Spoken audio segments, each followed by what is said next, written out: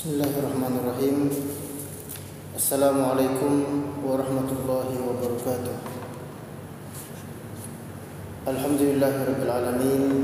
Wassalatu wassalamu ala asyrafil anbiya'i wal mursalin sayyidina wa maulana Muhammadin sallallahu alaihi wasallam wa ala alihi wa sahbihi ajma'in, amma ba'd. Faqala Allah Ta'ala fil Qur'anil Karim, a'udzu billahi minasy syaithanir rajim. Bismillahirrahmanirrahim. Wadhkur isma rabbika wa tabattal ilaihi tabtila. Shadaqallahul aliyyul azim wa shadaqa rasuluhun nabiyyul aminul karim wa nahnu ala dzalika minasy syahidin wasyakirin walhamdulillahi rabbil alamin. Alhamdulillah, pada kesempatan pagi hari yang cerah ini kembali kita akan lanjutkan kajian-kajian kita terkait dengan persoalan-persoalan keagamaan.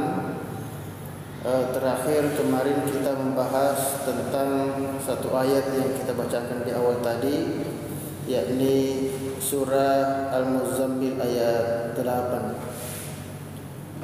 Jadi kemarin kita sudah jelaskan bahwa Allah Subhanahu wa taala memerintahkan untuk menyebut namanya. Wadhkur isma rabbika.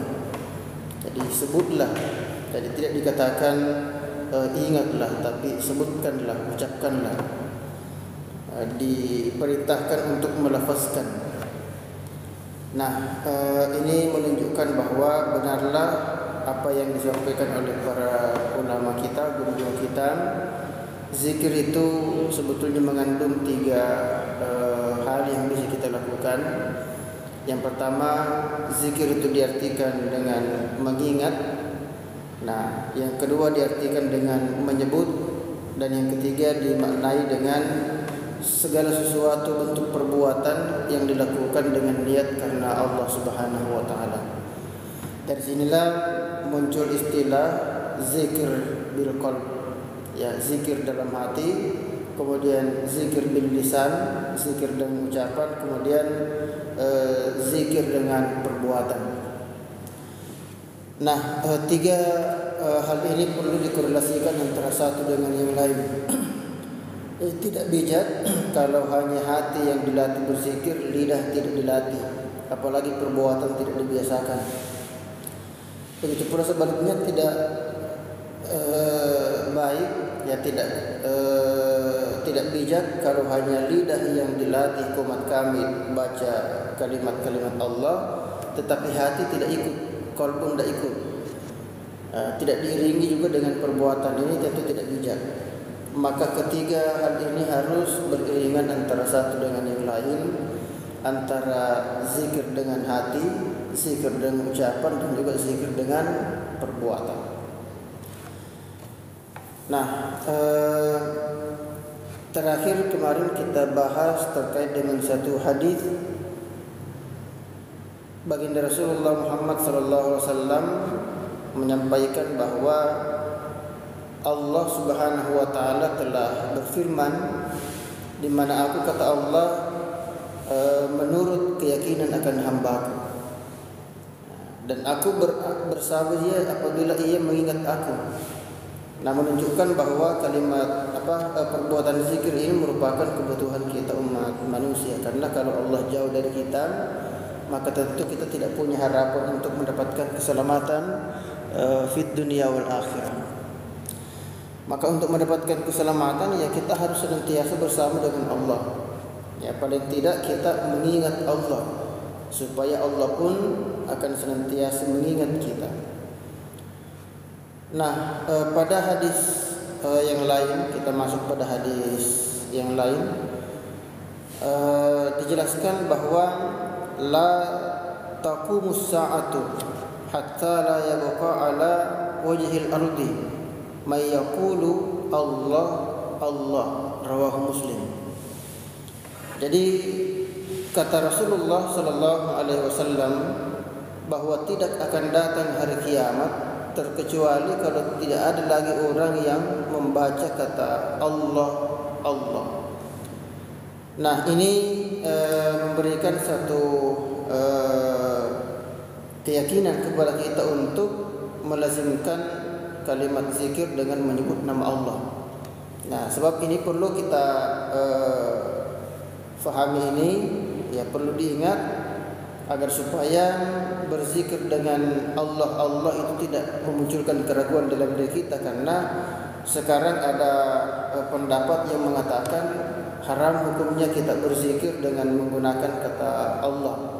Yang boleh katanya cuma kalimat la ilaha illallah. Terang Rasulullah SAW mengatakan bahwa tidak akan datang hari kiamat kecuali sudah tidak ada lagi yang menyebutkan kata Allah ya dalam lisannya.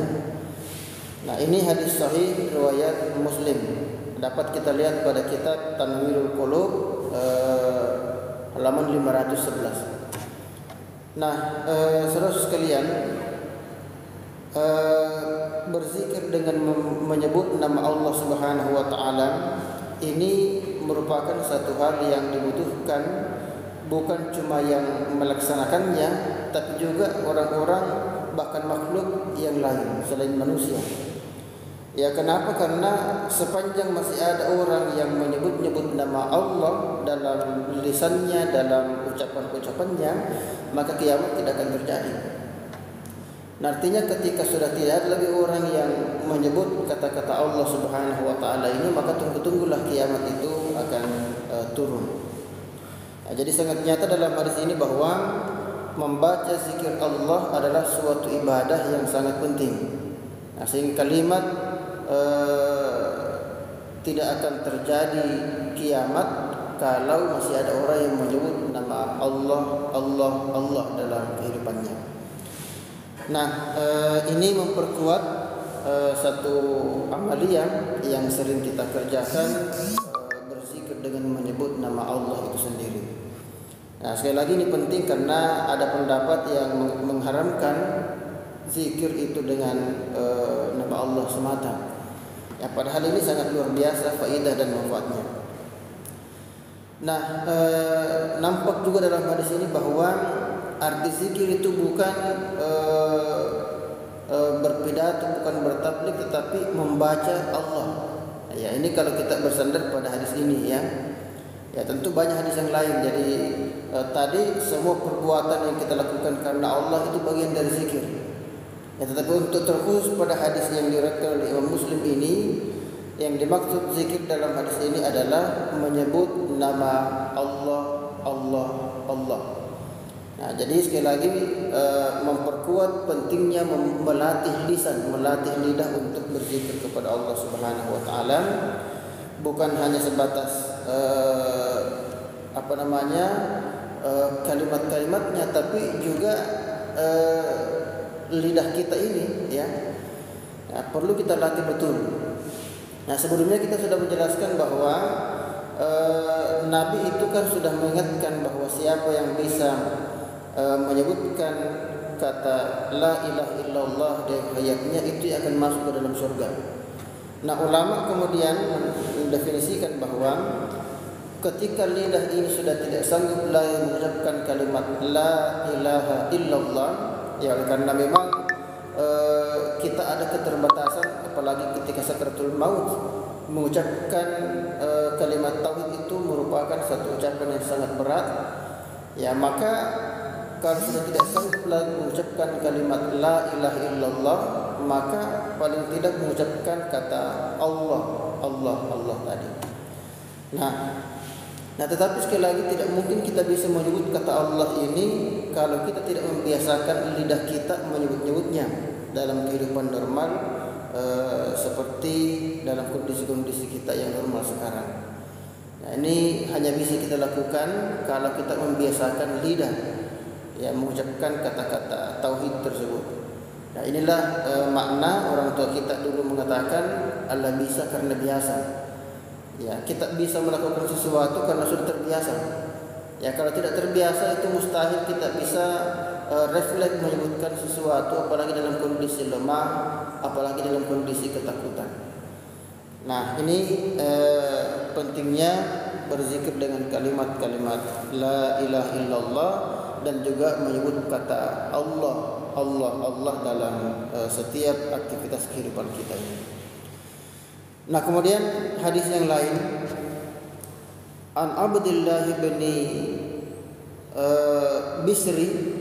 Bisir, ya, beliau berkata, jadi Abdullah bin Bisir mengatakan, anna a'rabiyan, ya, bahwasanya seorang badui bertanya kepada Rasulullah, ya, qala Rasulullah sallallahu alaihi wasallam.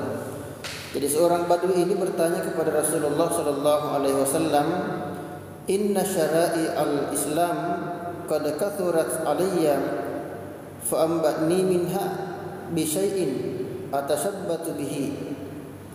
Ya, bahwasanya syariat Islam itu sudah banyak, ya, sudah banyak saya terima, kata orang baru ini. Maka terangkanlah kepada saya Rasul sesuatu yang mudah dikerjakan. Ya, qala, maka Nabi menjawab, la yazalu lisanuka ratban min dzikrillah azza wa jalla, rawahu Ibnu Majah. Jadi Nabi mengatakan bahwa hendaklah lidahmu selalu basah dengan kalimat zikir Allah. Ya, jadi hadis ini semakin memperkuat lagi tentang bolehnya, bahkan pentingnya kita membiasakan lidah menyebut dan berzikir dengan menyebut nama Allah Subhanahu wa taala. Ini hadis riwayat Ibnu Majah, ya, terdapat dalam kitab Sunan pada jilid kedua, ya, halaman 418. Nah, jadi hadis ini ternyata menunjukkan bahwa zikir yang sangat penting selain la ilaha illallah juga adalah dengan menyebut kata Allah, Allah, Allah dalam zikir kita tersebut. Nah, saudara sekalian, oleh karena itu kembali bahwa zikir dengan menyebut nama Allah ini sekali lagi merupakan kebutuhan, ya, kebutuhan mendasar. Ya, karena ketika lidah sudah sulit menyebutkan kalimat yang panjang, kalimat la ilaha illallah, maka solusinya adalah Allah. Ya, jadi inti yang ada pada kalimat la ilaha illallah, intinya adalah kata Allah di sana. Nah, ketika lidah menyebutkan kata Allah, kemudian hati membenarkan bahwa Allah betul adalah Tuhanku, maka itu sudah menjadi sesuatu yang sangat luar biasa. Nah, jadi intinya bagaimana kita bisa menyatukan antara lidah kita, lisan kita dengan kalbu kita ini. Yang tidak kalah pentingnya adalah kemudian mempraktikkan nilai-nilai positif dalam kehidupan kita, dalam kehidupan nyata. Nah, jadi bukan cuma di mulut, bukan cuma di hati, tapi juga dipraktikkan. Ya, semua hal-hal yang bersifat positif itu kita praktikkan, untuk bisa kita aplikasikan, kita kerjakan dalam kehidupan kita ini. Nah, hadis yang lain, ya, Rasulullah sallallahu alaihi wasallam bersabda, inna lillahi tis'atan wa tis'ina isman mi'atan illa wahidan man ahsaha dakhalal jannah. Ya, rawahu Bukhari. Nah, hadis sahih riwayat Imam. Hafalkan di luar kepala, maka akan dimasukkan ke dalam surganya Allah Subhanahu wa taala. Hadis riwayat Muslim. Nah, hadis sahih. Nah, jadi ini dalil yang menyebutkan tentang bagaimana faidah dan ganjaran yang Allah berikan kepada orang yang menghafal Asmaul Husna di luar kepala. Ya, bukan hanya menghafal urutan. Ya, kita kan kadang-kadang kebanyakan hanya menghafal urutan, ya. Kita kebanyakan menghafal urutan tapi tidak menghafal secara utuh. Ya, mungkin banyak orang hafal Asmaul Husna 99, tapi kalau sudah tidak berurut, itu bingung. Ya, mana yang nomor 30, mana yang nomor 40, ya, itu sudah bingung. Nah, jadi kalau ingin mendapatkan surga dari Allah Subhanahu wa taala melalui Asmaul Husna ini, maka hafal sesuatu hanya berdasarkan urutan. Ya, kalau ini terjadi berarti belum menghafal namanya. Ya, karena hanya menghafal urutan. Jangankan Asmaul Husna 99, menghafal surah-surah pendek saja sebetulnya kalau kita mau jujur sangat sedikit orang yang hafal surah-surah pendek dalam Al-Quran. Yang paling gampang, contoh kecil misalnya yang paling gampang surah An-Nas. Ya kalau saya bertanya kepada semuanya ini, hafal ke surah An-Nas, tentu semua mengatakan hafal. Tapi kalau dites ternyata banyak yang tidak lolos. Ya, banyak yang tidak lolos. Di mana-mana saya tes, banyak tidak lolos ketika dites membaca dan menghafal surah An-Nas. Ya, biasa orang mengatakan hafal lah, tidak mungkin tidak. Tapi pas ditanya, coba jawab pertanyaan saya. Ini juga yang ikut lewat TikTok boleh berpikir juga ini. Ya, saya ingin pertanyaannya bahwa terkait surah An-Nas ini kalau dikatakan hafal, maka saya ingin bertanya, ada 3 hadis ya yang kita sudah bacakan. Nah, kemudian berikutnya, nah kita masuk pada hadis yang lain ini ya, masih terkait dengan Asmaul Husna. Rasulullah Sallallahu Alaihi Wasallam mengatakan bahwa Allah Subhanahu Wa Taala dalam Al-Quran Al-Karim mengatakan bahwa Qulidu'ullaha awidu'ur rahman. Ya, jadi katakanlah Muhammad, serulah Allah atau serulah Rahman. Nah, mana saja nama Tuhan yang kamu seru adalah baik. Jadi dia mempunyai nama-nama yang baik, Asmaul Husna. Nah, jadi ayat ini menunjukkan bahwa kalau kita hendak meminta berdoa kepada Allah Subhanahu Wa Taala, maka berdoalah dengan menggunakan pengantar nama-nama Allah. Ya, 99 nama Allah itu sangat baik untuk kita jadikan pengantar doa kita. Ya, kalau kita ingin mendapatkan kasih sayang dari sesama, maka paling tidak mintalah dengan mengawali mengatakan Ya Rahman, Ya Rahim, berilah aku apa, silahkan minta yang kita mau. Kalau ingin diberikan kekuatan, mintalah dengan nama Allah Ya Qawiyu. Ya, jadi 99 nama-nama Allah itu semuanya sudah mewakili hal-hal kebutuhan manusia ya, secara utuh. Nah, oleh karena itu mintalah kebutuhan kita kepada Allah dengan mengawalinya dengan nama-nama Allah Subhanahu Wa Taala. Ya, jadi dalam surah Al-Isra ini ayat 110 Allah mengatakan mana saja nama-nama Tuhan yang kamu seru itu baik. Ya, jadi dia kata Allah mempunyai ya falahul asmaul husna, mempunyai nama-nama yang baik. Nah, jadi sekali lagi kita jangan meremehkan ini Asmaul Husna. Ya, belajarlah untuk meminta dengan menggunakan nama Allah Subhanahu Wa Taala. Jadi bukan cuma zikir Allah saja, tapi semua nama-nama Allah itu Asmaul Husna 99 jumlahnya, semuanya sangat afdal dijadikan sebagai pengantar doa-doa kita kepada Sang Khaliq Allah Subhanahu Wa Taala. Nah, kemudian hadis ke-17 ya tentang zikir yang harus dibaca sudah selesai salat. Ya, ini ya. An Abi Hurairah radhiyallahu anhu, anan Nabi sallallahu alaihi wasallam qala. Dari Abu Hurairah, Nabi Muhammad sallallahu alaihi wasallam bersabda, Man sabbahallaha fi duburi kulli salatin 33. Barang siapa sesudah sembahyang, kata Rasulullah, bertasbih sebanyak 33 kali, wa hamidallah 33, kemudian tahmid juga sebanyak 33 kali. Nah, jadi yang dimaksud di sini tasbih adalah mengucapkan kalimat subhanallah. Kemudian yang dimaksud tahmid adalah mengucapkan kalimat alhamdulillah. Ya, kemudian wa kabbarallah, kemudian membaca takbir Allahu Akbar sebanyak 33 kali.